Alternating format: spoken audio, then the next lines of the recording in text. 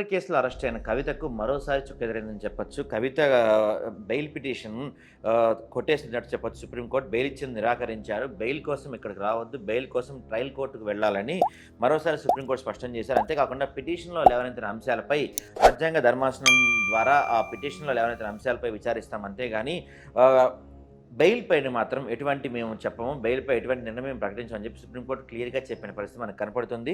కవిత తరపు కపిల్ సిబాల్, విక్రమ్ చౌదరి వాదనలు వినిపించారు. ప్రతివాదులకు నోటీసులు ఇవ్వాలని 6 వారాల్లోగా నోటీసులకు స్పందించాలని చెప్పి కూడా నోటీసులు ఇచ్చారు. అయితే కవిత ప్రస్తావించిన రాజ్యాంగపరమైన అంశాలు మాత్రమే ఇక్కడ విచారణ జరుపుతాము. బెయిల్ పిటిషన్‌పై ఎటువంటి విచారణ జరపమని చెప్పింది. బెయిల్ కోసం మీరు ట్రయల్ కోర్టుకి వెళ్లి అక్కడ ట్రై చేయాలి గానీ ఇక్కడ బెయిల్ పై పిటిషన్ మాత్రం జరపము. అంతేకాకుండా బెయిల్ పిటిషన్‌పై జాప్యం లేకుండా తొందరగా విచారించాలని చెప్పి సుప్రీంకోర్టు ఆదేశాలు జారీ చేసింది. అయితే అరెస్ట్‌ను సవాల్ చేస్తూ మనీ లాండరింగ్ పైన కవిత లేవనెత్తిన కొన్ని రాజ్యాంగపరమైన అంశాలపై సుప్రీంకోర్టు విచారణ చేపట్టే అవకాశం ఉంది. అలాగే కూడా బెయిల్ వ్యవహారం మినహా మిగతా అన్ని అంశాలపై విచారణ జరుపుతాము. ఎందుకంటే బెయిల్ అనేది మా దాని కింద రాదు. ఎందుకంటే మనీ లాండరింగ్ సంబంధించిన విషయం కాబట్టి బెయిల్ కోసం మీరు ప్రత్యేకంగా ఒక ట్రయల్ కోర్ట్‌ని ఏర్పాటు చేసుకొని ట్రయల్ కోర్ట్‌లో మీరు బెయిల్ పిటిషన్ వేయండి. కానీ సుప్రీంకోర్టు బెయిల్ గురించి ఎటువంటి కలగజేసుకోకపోదు. మీరు ఇక్కడ కేవలం రాజ్యాంగపరంగా మీరు లేవనెత్తిన అంశాలు అంటే ఈడీ ఆధారాలు, ఒక ప్రజాప్రతినిధి ఇంట్లోకి వచ్చి ఈడీ సోదాలు జరిపించొచ్చా? ఈడీకి ఎటువంటి ఆధారాలు ఉన్నాయి? ఎటువంటి అధికారాలు ఉన్నాయి? ఎటువంటి అరెస్టులు ఈడీ చేయొచ్చు? ముందస్తు సమాచారం లేకుండా అరెస్ట్ చేసే అధికారం ఈడీకి ఉంటుందా?